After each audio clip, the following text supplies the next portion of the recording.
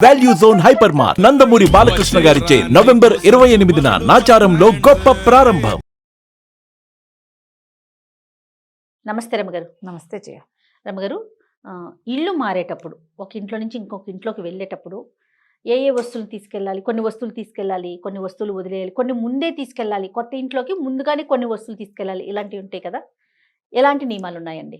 బోల్డ్ ఉంటాయి. లేవనుకుంటే ఏమీ ఉండవు. పాలు పొంగించడం అనేది సాధారణ నియమం. ఇప్పుడు దాని మీద అడుగుతూ ఉంటారు జయ, నాకు కొన్ని మెసేజ్లు వస్తుంటాయి. మీ మెసేజ్లే అడుగుతున్నాను నేను. నా ప్రశ్న కాదు, మీ ప్రేక్షకుల ప్రశ్న. అదే, మేము ఇల్లు మారుతున్నాము, ఈ రోజున మారచ్చా, మా ఆయన పేరు మీద చూడాలా, నా పేరు మీద చూడాలా, అబ్బాయి పేరు మీద చూడాలా, మంచి రోజు ఎలా చూసుకోవాలి, ఇప్పుడు ఇది ఆషాఢంలో ఇల్లు మారచ్చా, అబ్బో బోల్డ్ అన్ని ప్రశ్నలు.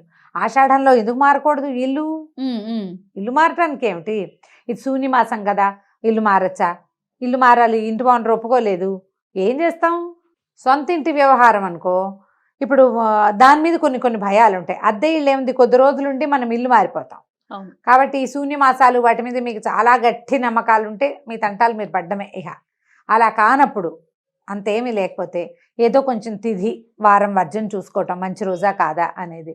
కొన్ని రోజులు మంచి వెళ్ళకూడదు, ప్రయాణాష్టమి అవి పనికిరావు, ప్రవేశం పనికిరాదు, అలా ఏవో చిన్న ఉంటాయి, ద్వాదశ దగ్ధయోగం పనికిరాదు.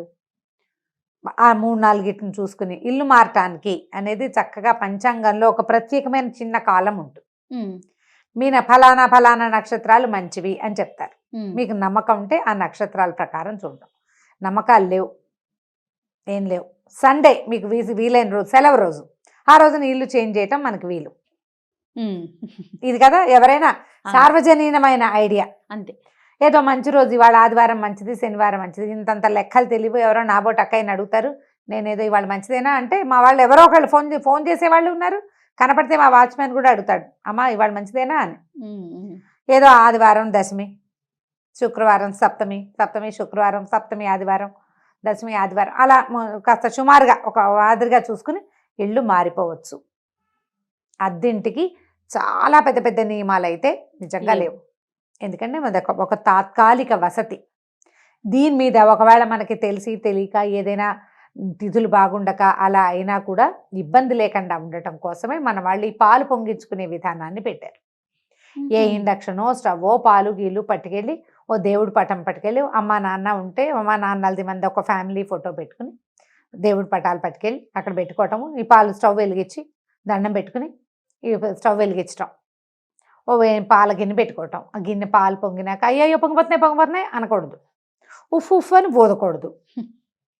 పొంగాక ఆపేయండి. అది ఇట్లా పైకి ఇలా పొంగాక ఒక స్పూన్ పంచదార వేయండి, అది అణిగిపోతుంది. ఒక పొంగు రానిచ్చినా చాలు. మామూలుగా గృహప్రవేశాలప్పుడు 3 పొంగులు రానివ్వాలి. పొర్లి కింద పొయ్యిలో పడాలి అంటారు. పొయ్యిలో పడితే స్టవ్లు పాడైపోతాయమ్మా, అలాంటి భ్రమల్లో ఉండకండి. పైకి వచ్చేదాకా అక్కడే నుంచోండి, శ్రద్ధగా నుంచుని ఆ పొంగుతూ ఉండగా వేయండి. ఒక స్పూన్ పంచదార వేస్తే పొంగు అణుగుతుంది. మళ్ళీ కావాలి 3 సార్లు కావాలి అంటే 3 సార్లు అలాగే పొంగించుకోండి. 3 చిటికలు పంచదార వేస్తే కాస్త అణుగుతుంది. ఆ పాలని పొంగించి పాయసం చేసుకుని నివేదన చేసుకోగలిగే సత్తా ఉంటే చేసుకోవటమే. అంతే. అంత లేదనుకో, పంచదార వేసిన పాలని మనం పట్టుకెళ్ళిన దేవుడి పటం దగ్గర పెట్టుకుని, సాధారణంగా మనం పూజ చేసే పటాలే కాకుండా శివ కుటుంబాన్ని ఉంచుకోవాలి ఎప్పుడు కూడా. శివుడు, పార్వతి, ఆయన నంది, ఆవిడ తాలూకు వాహనం లేకపోయినా ఆయన వాహనమే ఆవిడ వాహనం. తర్వాత వినాయకుడు, కుమారస్వామి, ఆయన ఎలిక, ఈయన నెమలి కూడా పక్కన కొంచెం కనపడుతూ ఉండేటట్టుగా అలాంటివి ఉంటాయి. లేదా ఒళ్ళో కూర్చున్నట్టుగా ఉండేటువంటి శివ పరివారాన్ని గనక మనతో ఉంచుకుంటే మన ఇంట్లో, మనం ఇలా ఇల్లు మారేటప్పుడు మిగిలిన దేవీ దేవతల్ని తీసుకెళ్ళలేకపోయినా శివ పరివారం ఉన్న ఫోటోని పట్టుకెళ్ళినా సరిపోతుంది. శివ పరివారాన్ని కనుక మనం ఇల్లు మారేటప్పుడు, ఏదైనా పిల్లలకు సంబంధించిన వ్యవహారాలప్పుడు కనుక మనతో ఉంచుకుంటే చాలా సమస్యలు తగ్గిపోతాయని చెప్తారు పెద్దవాళ్ళు. ఇంకా మన ఇంట్లో లలిత అమ్మవారు, లక్ష్మీదేవి ఉంటే వాళ్ళని కూడా తీసుకెళ్ళచ్చు. అయితే ఇలా కొత్త ఇల్లు గృహప్రవేశం చేసేటప్పుడు చీపుళ్ళు, చేటలు మొదట పట్టుకెళ్ళకూడదు. అవును. తుడుచుకోవడానికి ఏమైనా క్లాత్లు పట్టుకెళ్ళి కావాలంటే తుడుచుకోండి. ఆ గట్టు మీద నీళ్ళు జల్లి శుభ్రంగా తుడిచేసి, నీళ్ళు జల్లిలో బట్ట పెట్టి తుడిచి, ఓ చాక్ పీస్ పట్టుకెళ్తే దాంతో ముగ్గేసి, లేదా ఓ కాస్త ముగ్గు పిండి పట్టుకెళ్తే దాంతో ఓ ముగ్గేసుకుని, దాని మీద స్టవ్ పెట్టుకుని, ఉప్పు తీసుకెళ్ళరు. పాలు, పంచదార అవి తీసుకెళ్తారు. పొయ్యి తీసుకెళ్ళచ్చు. అక్కడికి వెళ్ళాక పొయ్యిలు పెట్టుకోలేం కాబట్టి ఈ పని చేయొచ్చు. అయితే అద్దె ఇల్లు జ్ఞాపకం పెట్టుకుని ఇల్లు మారేటప్పుడు మనం ఇల్లు మారుతున్నాం, ఆ ఇంట్లో నుంచి ఇంట్లోకి వస్తాం కదా, పాత చీపుర్లు, పాత చాటలు, చెప్పులు, పాత సామాన్లు, ఇంకా ఎప్పుడు ఈ ఇంట్లో కూడా యూజ్ కాకుండా ఆ ఇంటికి వెళ్ళినా యూజ్ కాని వస్తువులు ఏమైనా ఉంటే వాటిని ఇక్కడ వదిలిపెట్టేయండి. మనం వెళ్ళేటప్పుడు ఊడ్చి వెళ్ళకూడదని మనకు ఒక సిద్ధాంతం ఉంటుంది, చాలామంది చెప్తారు మనమే శుభ్రం చేయకూడదని. కాకపోతే ఏ ఇల్లు అయినా మనం వదిలి వెళ్ళేటప్పుడు అలా మాస్టిగా ఇల్లు వదిలిపెడితే మన వాళ్ళు పెట్టే శాపనార్థాలన్నీ మన వెనకాల మన ఇంటికి నడిచి వచ్చేస్తాయి. మీరు ఊడవకూడదు, ఆ వాచ్మెన్కో పని మనిషికో ఎవరికో ఒకటి 100 రూపాయలు 100లో ఏం అవ్వటం లేదండి, ఎక్కువ 100 ఇవ్వాలి. ఓ 100 అనేది పాతకాల అలవాటుతో చెప్తున్నా. ఓ 500 1000 ఇచ్చి మేము వెళ్ళిపోయాక సాయంత్రం ఇల్లంతా క్లీన్ చేసి ఈ చెత్త అంతా బయట పారేసి ఇది అమ్మేసి అవతల పారే లేదా నువ్వు తీసుకో అని వదిలిపెట్టేయండి. పాత పేపర్లు వాటి నుంచి డబ్బులు తీసుకుందామని అనుకోబోకండి. ఇల్లు ఖాళీ చేసేటప్పుడు వాటితోటి మీకున్నది ఏదైనా చిన్న చిన్న శనిగ్రహాలు ఇబ్బంది సంబంధి వ్యవహారాలు ఉంటే కనుక నెగిటివ్ ఎనర్జీ వీటి నుంచి బయటకు వెళ్ళిపోతాయి. మీరు వెళ్తున్న ఇక్కడేదో ప్రాబ్లం అయ్యో సమస్య అయ్యో వెళ్తున్నారనుకోండి, ఆ ప్రాబ్లమ్స్ ఇక్కడ కొంత మటుకు తీరతాయని భావించండి. పాత బట్టలు అవి తీసేయండి. ఇల్లు సర్దుకునేటప్పుడు మనం సామాన్లు ప్యాక్ చేసుకుంటాం కదా, అప్పుడే పగిలి బీటికి ఇచ్చిన కప్పులు కానీ గ్లాసులు కానీ బాటిల్స్ కానీ బొమ్మలు కానీ పట్టుకెళ్ళొద్దు. యూజ్ అండ్ త్రో డబ్బాలు ఉంటాయి, మనం ఆల్రెడీ హోటల్స్ నుంచి వచ్చేవన్నీ దాచిపెట్టుకున్నాం, మొత్తం దిబ్బల కొట్టండి వాటిని. అక్కడికి మళ్ళీకి వస్తాయి. మనకి ప్లాస్టిక్ సామాన్లకి ఏమీ కొదవలేదమ్మా, బాగా చెప్పారు. వాటిని బయట పారేయండి.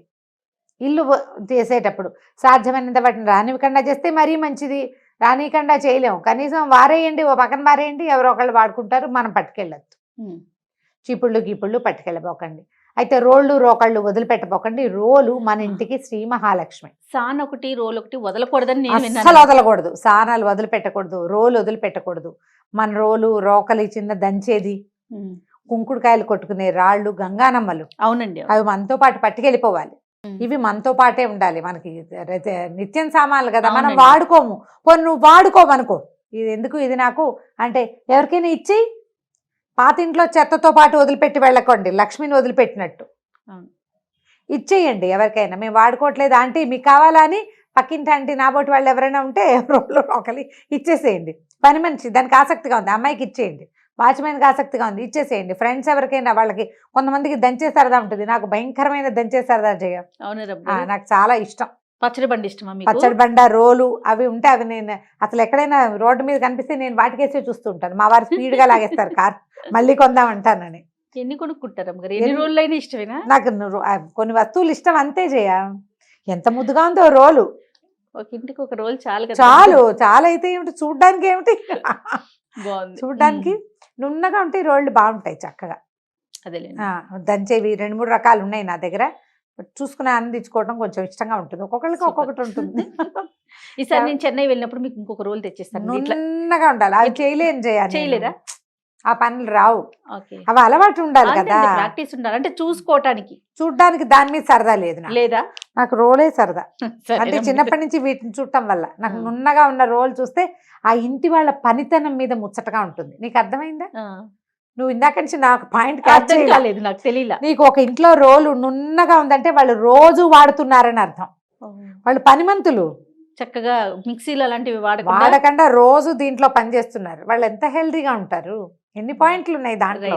సూపర్, బాగుంటాయి సరదాగా. మీరు ఇలాంటివి చేయబోకండి. ఎక్కడికైనా ఇంటికి వెళ్ళేటప్పుడు ముందే ఎక్కడెక్కడ మేకులు కొట్టుకోవచ్చు, ఏ వస్తువు ఎక్కడ పెట్టాలి అని ఒక అవగాహనతోటి తీసుకోండి ఇల్లు.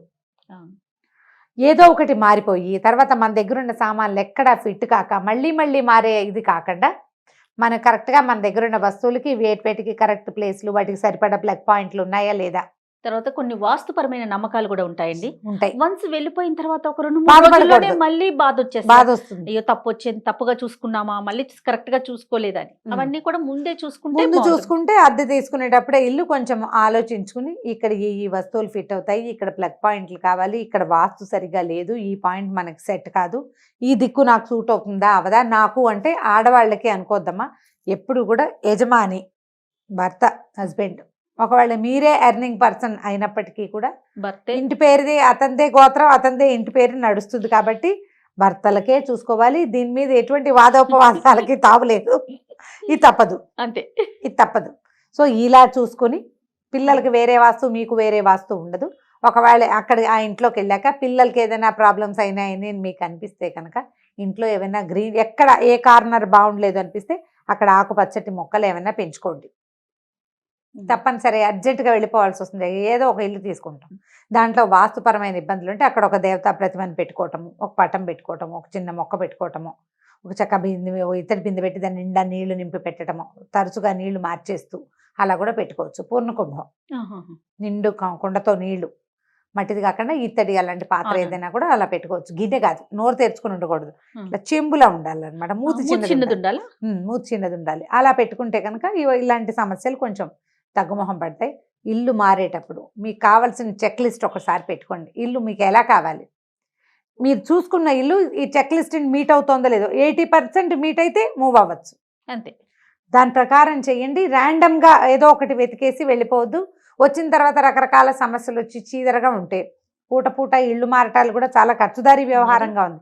ఇంకా మనం చాలా అదృష్టవంతులం, మన ఏరియాస్లో అంత ఎక్కువ ఖరీదులు లేవు. అంటే సంవత్సరం రెంట్ ముందే ఇచ్చేయాలి ఆ గోళలు లేవు. ఈ కర్ణాటక ఆ సైడ్ అంతా 15 నెలల రెంట్లు ఇవ్వటాలు. చెన్నైలో కూడా అంతే, చెన్నై కూడా చెన్నై, బెంగళూరు ముందు వెళ్ళేటప్పుడు ఇల్లు మొత్తం వెళ్ళేసి వేసి ఇవ్వాలి, క్లీన్ చేసి ఇవ్వాలి.